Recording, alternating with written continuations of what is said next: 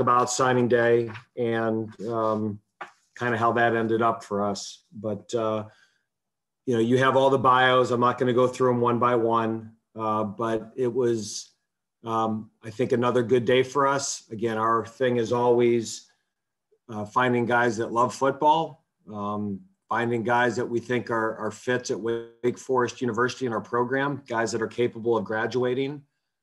And we feel we had a good day.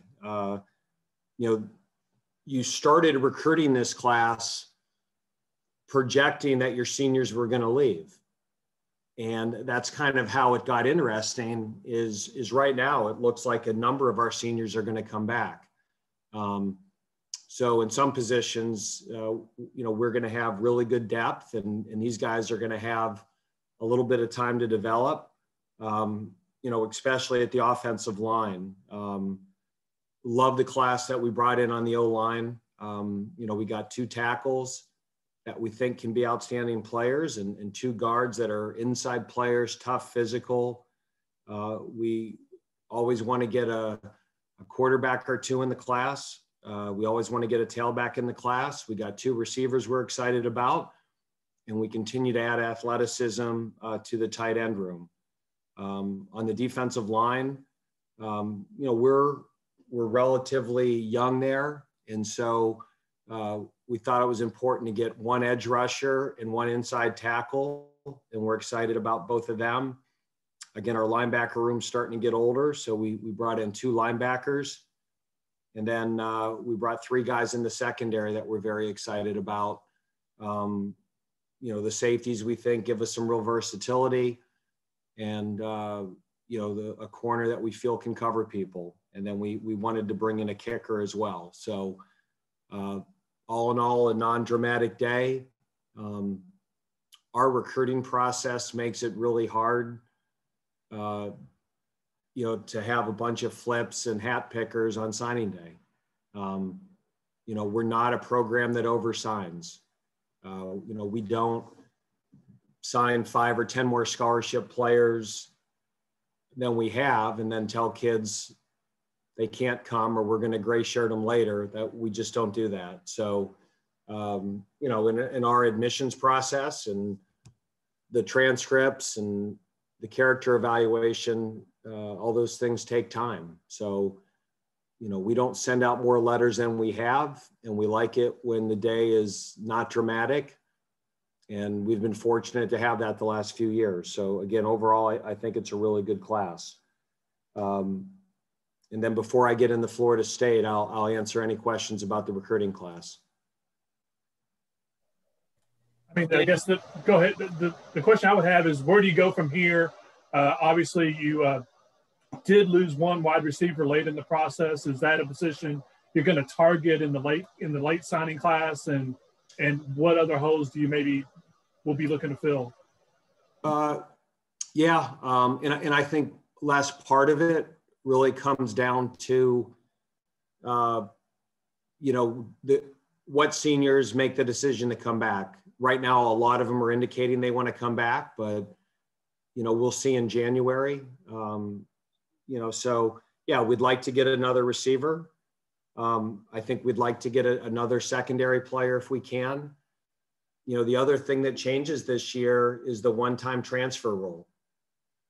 And so, again, in some ways you didn't want to fill up. I just don't know what that's going to be like.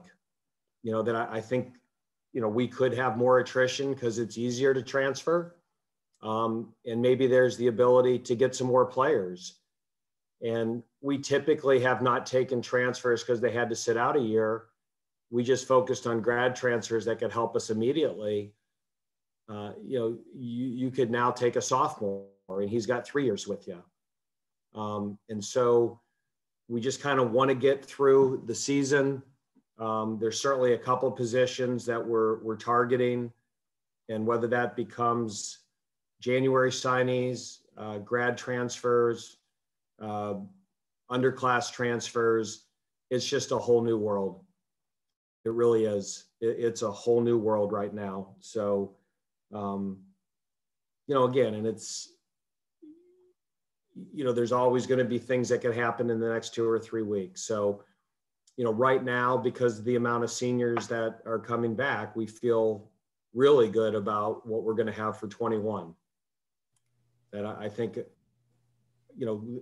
this was the year that we had 9 new starters on offense, and I think we've survived it well. And now it looks like all those guys are going to come back. And then on defense, again, this is a year that I thought we'd really see improvement, and then we just got decimated in the secondary. And all those guys, I think, are going to come back. So I think we're sitting in a really good spot for 21. And the great thing about 20 is we still get to play 2 more football games. So a lot of these young players who maybe only could have played 4 games in the past or couldn't play at all, I mean, we're getting them a ton of work, a ton of reps. They're playing in games. We want to finish this year strong, but we're also making a major investment of what our team's going to look like in 21.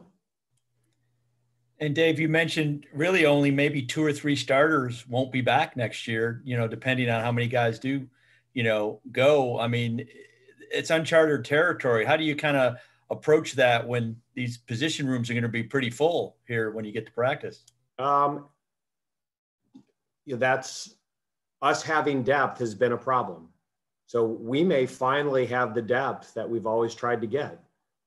And if the position rooms are filled with good players, then we're going to get to play more guys. And hopefully that allows us to stay healthy. I mean, we've played the majority of this year without our 5 top safeties. So Nasir Greer, Luke Masterson, Trey Rucker, Zion Keith, most of those guys have missed most of the year, and Trey Red's been down a little bit too. So it's, and Kobe Davis missed more than half the year. So you take our top 6 safeties going into the season, and collectively that group missed way more games than they played. And if those position rooms are filled and they're fuller with good players, hopefully we can avoid those injuries. And, that's been our challenge here. I thought this was finally going to be the year that we had depth. And again, our secondary position just got completely wiped out. I mean, we started 3 true freshmen against Louisville. And one of those true freshmen started at a position that he only had played for 3 weeks. We brought J.J. Roberts here as a corner, and he'd been playing corner until about 3 weeks ago. And then he starts and plays almost the whole game, or a good portion of the game, as a high safety. So again, I'd rather have that issue of a lot of good players than not enough. Hey, what are you hoping to accomplish with the 8 guys you're bringing in as early enrollees? And is there anybody in that group that you think has the opportunity to get on the field as a true freshman? Absolutely. I mean, our history has been the guys that come in early usually have the best opportunity to play.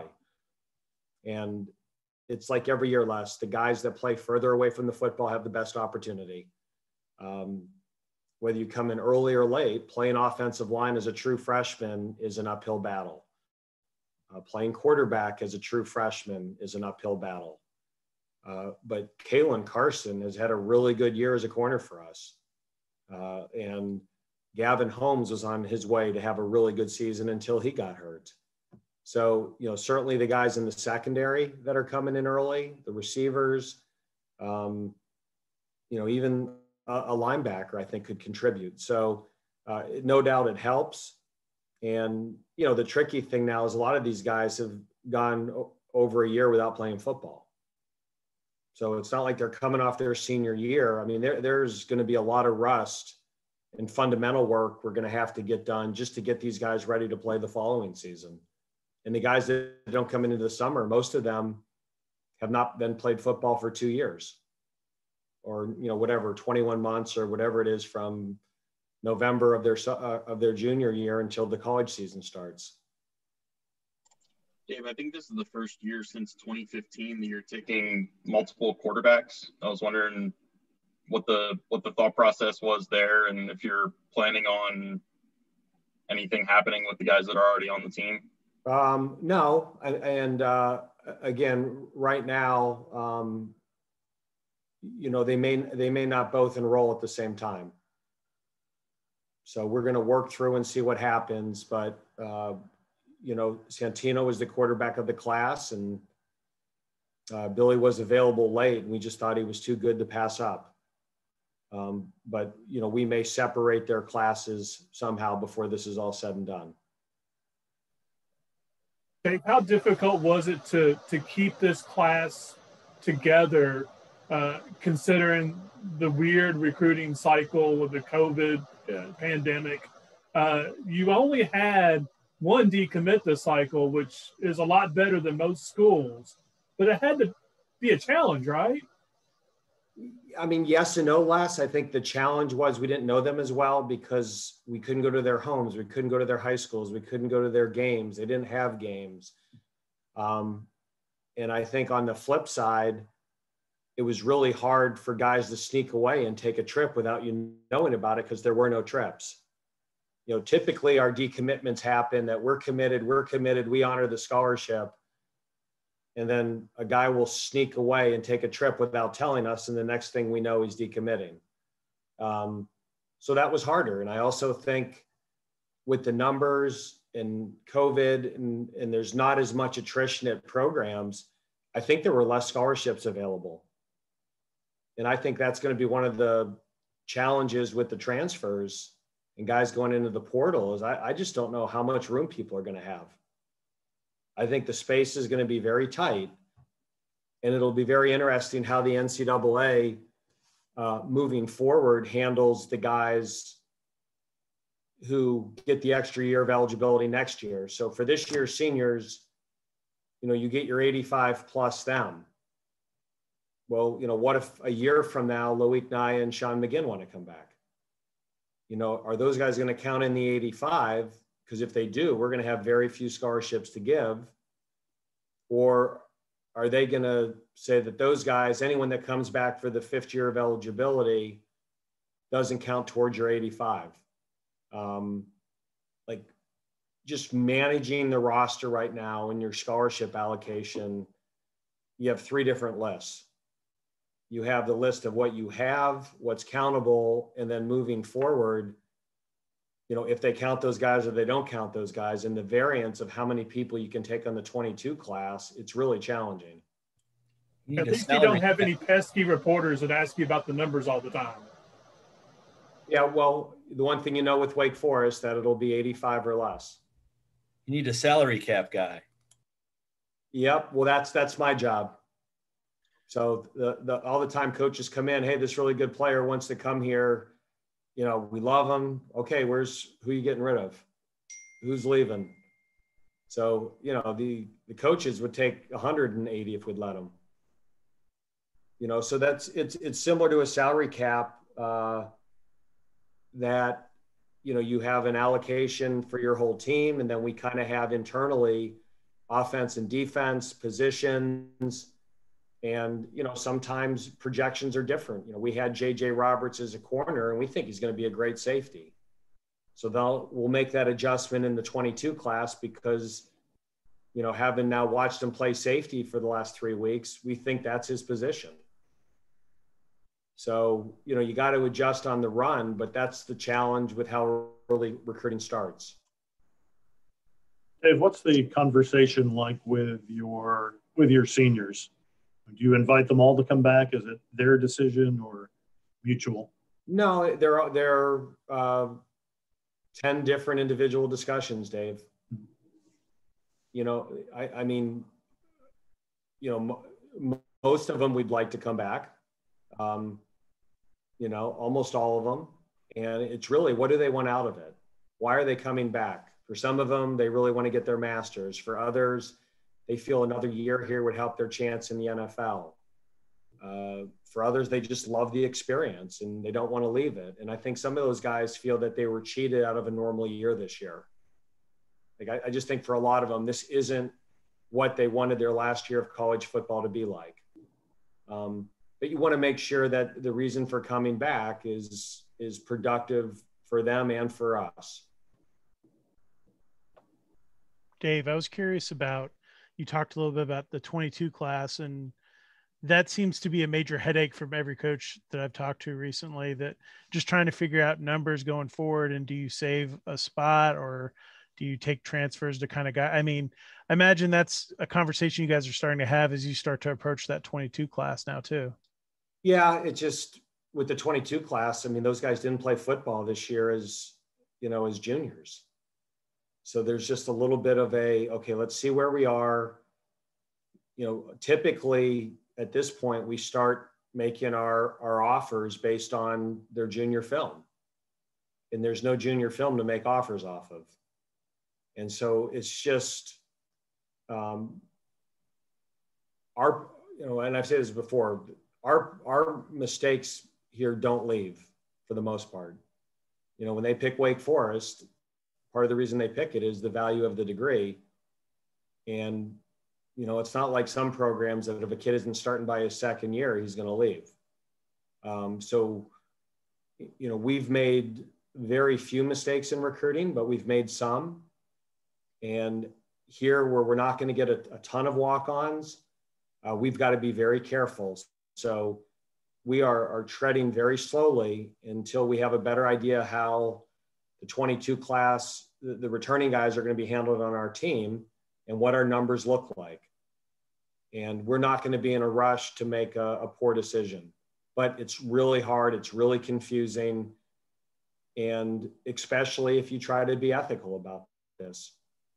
If you don't have a problem calling kids 2 days or 3 days before signing date and telling them you're cutting them loose, you have no issues right now. Just offer kids take commitments and you'll get rid of them if you need to. We don't like to operate like that. Dave, has it been different having signing day as part of a game week? Yeah, it is. And I think in some ways, Evan, it's good that these guys have been committed to us for a long time, and just to make it official, we know they're coming, especially the mid-year guys. You're trying to get them enrolled in their classes and their housing, but it's a little anticlimactic. When you used to have the one big signing day, the first Wednesday in February, I mean, it was like a party. You'd come in here and you'd have your coffee and your donuts, and the old fax machine things would come in and you'd be pumped up and add them to the depth chart. And then as soon as signing day was over, you gave the staff off. You went and had dinner together or lunch together and you celebrated. Now 20 minutes after the last letter came in, we had a special teams meeting. So it's just, it used to be an event. And again, it was a lot of hoopla, and that was all the focus. And it was probably more of a media circus than, now it's kind of like, okay, we got to get this done between 7 and 9. And we tell the players, you better get those letters in. We've got a special teams meeting, and we won't want to be going through the practice the whole day wondering if you're coming or not. So again, it's just a little bit anticlimactic. And I also think for the players who aren't in school and they're remote learning, they don't get to have their signing day in the auditorium and their ceremony. So just another thing that, another experience that COVID has taken away from players.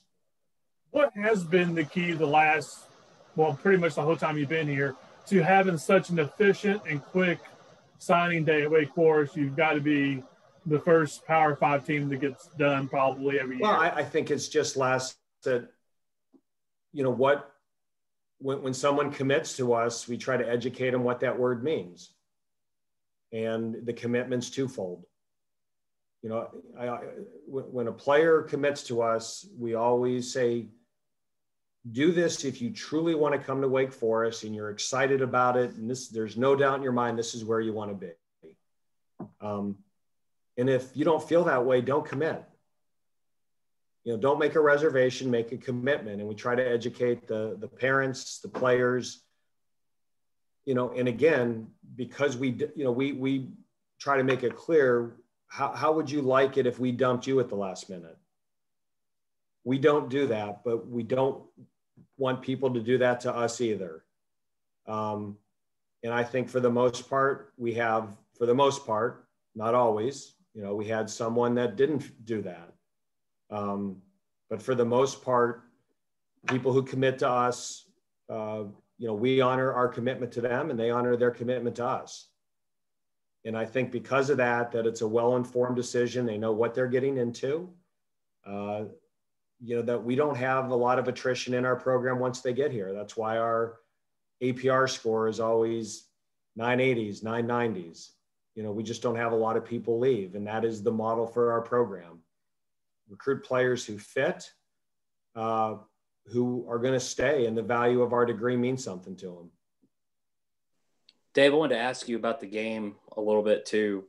How difficult was it last week? You talked about not being in game shape, just the situation you were in. How difficult was that situation? And now trying to build off of that restart to get going this week again. Aaron, just 2020 has just been, it's a very unique season. And, there was a point there that our team was at a breaking point. When those 2 or 3 games were canceled in a row, I think there were some of our players that didn't think they were going to play again. So it almost felt like an opener, very similar to the Clemson game. I just think getting to that point that we could play again was a victory. We had a pretty good idea we were going to be shorthanded. We played 7 freshmen on defense. We started 3 true freshmen in the secondary. We were down one of our best running backs. We were down one of our best receivers. We hadn't played in 4 weeks, but we got to play. And I just think our players felt we didn't come back here in July and put in all this work to play 7 games. And so you go into a game and it's going to be a challenge for many reasons. The fact that we haven't played, we didn't practice for 2 weeks, the amount of players that we were down, especially on the defensive side of the ball. But we got to play. And now we can build off of that. And we want to do the very, very best job we can and finish the season as well as we can. But we also look at every practice and every game an investment into our 21 season. That the reps that a Kalen Carson, a Nick Anderson, a JJ Roberts, a Keyshawn Williams gets, a Jasheen Davis gets, a Will Smart gets, an AJ Williams gets, those reps are invaluable. That they're learning game speed this year in part because of the circumstances. And so every time we go out there, those guys get better. Every time they get a game rep, they get better. And did they make mistakes? Yeah, they made a ton of mistakes. But guess what? So did Sage Surratt the first year he played, and so did Greg Dortch, and so did Jesse Bates, and so did Boogie Basham. Those guys first played, they made mistakes, and they learned from their mistakes, and they became really, really good football players for us. And if we can get those mistakes out of the way this year, that only is going to help us next year. And it's going to help us this week. Those guys are better prepared to play Florida State than Louisville because they got to play a ton of reps, some of them for the first time ever. So I'm going to take a very optimistic view of this. It's challenging, but we're going to come out of this a better football program for these 2 or 3 games. And I'm incredibly proud of our players that they have made the decision that they want to keep playing, that they want to go to a bowl. I think that speaks volumes of the type of football players we have here and how much they love football. And again, that's not to be critical of anyone else. Some of these other teams have already played 11 games. Okay, we didn't. We've only played 8. And there's just this theme of we didn't do all this work to only play 7 or 8 games. So we want to play games. And as coaches and as the head coach, that's how you get better, by playing games. So we're going to play as many games as they'll let us. If they let us play in 2 bowl games, we'll try to find a way to do that. And Dave, you get to play at home too a little. You get to play at home finally. It's been almost 2 months since you've been at. Yeah, I mean, we didn't get to play home since Virginia Tech. So, we want to have a senior day. Some of our seniors aren't going to come back. Boogie Basham is not coming back. He deserves to have a senior day. He's one of the best defensive lineman football players to play at Wake Forest. He deserves that. And again, there might be other guys, Keegan Good, hasn't been a starter, but man, what a great program player he's been, special teams, depth. He's not coming back. He deserves a senior day. So again, these would be experiences that they would be robbed of if we didn't keep playing. Dave, to follow up on that, did you guys make gains with conditioning? I mean, can there be much of a gain in conditioning compared to last week from getting a game and practices and at least back to some of a routine? Yeah, Aaron, just because the first week we came back, you can't go from 0 to 60. You don't go from not practicing for 2 weeks and then even have a normal Tuesday practice. So, I mean, it was like a gradual buildup that we didn't get all the reps that we usually get. And we didn't get all the preparation we usually did because you couldn't do that because they hadn't done anything for 2 weeks. So this week it's much more of a normal preparation week. We've been conditioning, we've been doing a little bit more running, we've been building. And the other thing is we're going to get a number of players back. So every day that goes by, we got another player back.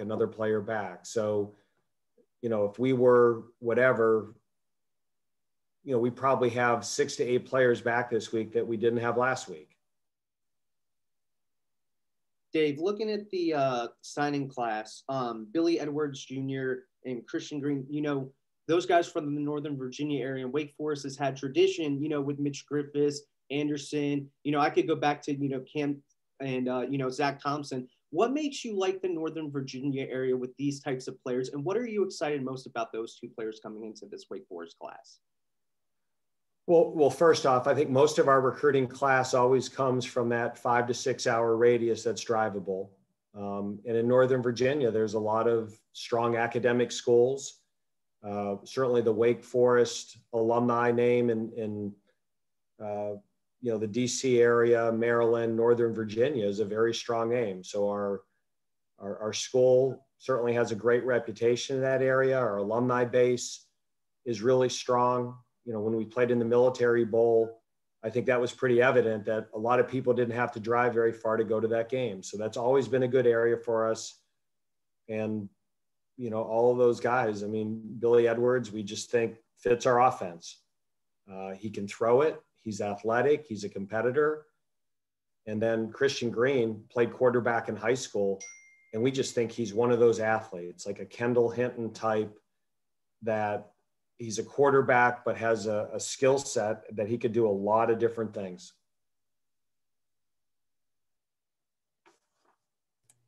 Dave, who is available? You mentioned some guys getting back. Is Donovan and Boogie good to go this week? Donovan, right now we're planning on him playing, and Boogie, we're just kind of taking it day by day. I mean, Boogie was he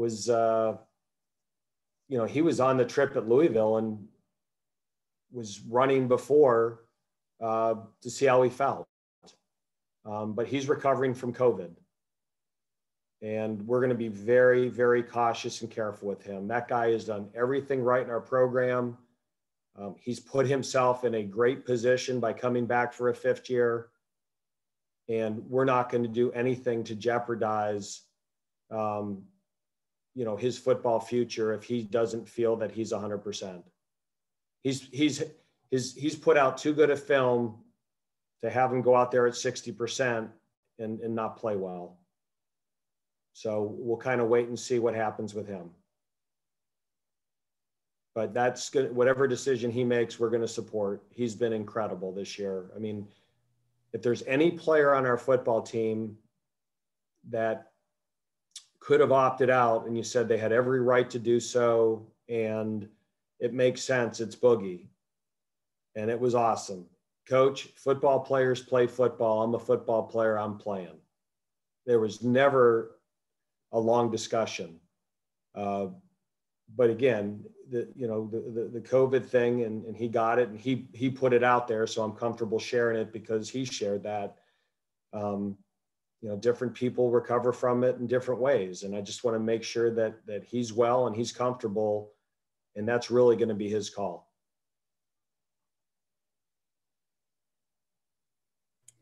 What about X's and O's with Florida State and their quarterback? He's kind of a dual threat guy. We can get into Florida State now. I think, first of all, I've got to know Coach Norvell really well. Ever since we played Memphis in the Birmingham Bowl, we've developed a friendship. And I think to take over as a new head coach in 2020, that you can't have interaction with the players, you couldn't have spring ball. It's been challenging to be a head coach everywhere, especially at a place that you're a new head coach. And I give them a lot of credit. They've weathered the storm. They've had a lot of players opt out, leave, transfer. And it's almost like he said, hey, the guys that want to be here, we're going to coach you. And they're still playing hard. I mean, they probably played their best football game against Duke. The quarterback, Jordan Travis, what a player. It's 2 weeks in a row that we're playing quarterbacks that can beat you with their arm and with their feet. I mean, he throws a great deep ball, and he could start as a tailback for a lot of programs. So it is a really good skill set. They're playing a lot of different running backs. The one player, Lawrence, number 9, is averaging 9.5 yards a carry. Corbin's a good player.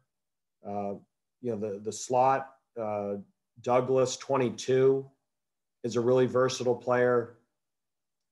I told our team the other day, I mean, if you look at Florida State, their last 5 recruiting classes, I think they've signed like 65 or 70 4- and 5-star players. So if you're lining up for Florida State, you've got talent. And, you got to look past the record and look how well they're playing. And I think they've got a bunch of younger guys that say, hey, we're all in. We want to play. We're here for this staff. And they're playing really hard and with great effort, and they're playing better. So, I think whatever issues they had, they've kind of got worked out. And I give them credit for continuing to play. I think the fact that they're playing this weekend tells you that this is a team that's still motivated. But you never put on Florida State film and there's always talented players there.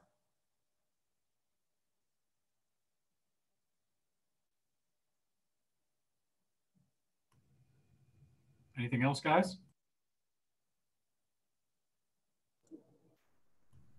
All right, that'll wrap you up, Coach. All right, good to see you. And I guess we're probably definitely having another one before the bowl game. So many times I'm used to going to that last game twice that we had to win to go to a bowl. And I think with all the opt-outs, we're probably in pretty good shape. So we'll do this one more time. Thanks, Dave. Yeah. Dave, do you have any preference, Dave? I am of the opinion of there's no such thing as a bad bowl. And if any bowl wants to invite Wake Forest, we're going to love it and we're going to make the best of it. And, again, I've had the opportunity to coach in 6 of them, and there's no such thing as a bad one. So anybody that wants us, we're going to be thrilled to go. I like that idea of playing in 2, though, you mentioned. Heck, with the calendar, we might be able to do it. That way we'd get our 11 games in. Our players would just want to know they got 2 bowl. They want to get double bowl gifts and double per diem and all that stuff, double travel. So we can incentivize this if they're short. What other year did you have to win to get into a bowl game? There's been one at Wake. So it was, 2009 at Bowling Green. If we didn't beat Toledo, we probably weren't going to a bowl. 2012 at Bowling Green. Even that year, we had 7 wins, but in the MAC, you never knew how many bowls you were going to get. And we probably had to win to get 8 to make sure we got a bowl. And then 2018, when we played Duke, you know, we certainly felt we had to get that one to get into a bowl. So, you know, I've been able to coach in 6 of them. The one year at Bowling Green, we made one, and then I was here. So half of the times that it's been a bowl team that we had to win that last game to make sure we were going. Thanks, Dave. Thank you. All right. Take care. Yeah, Have a good thank week. you. Thank you.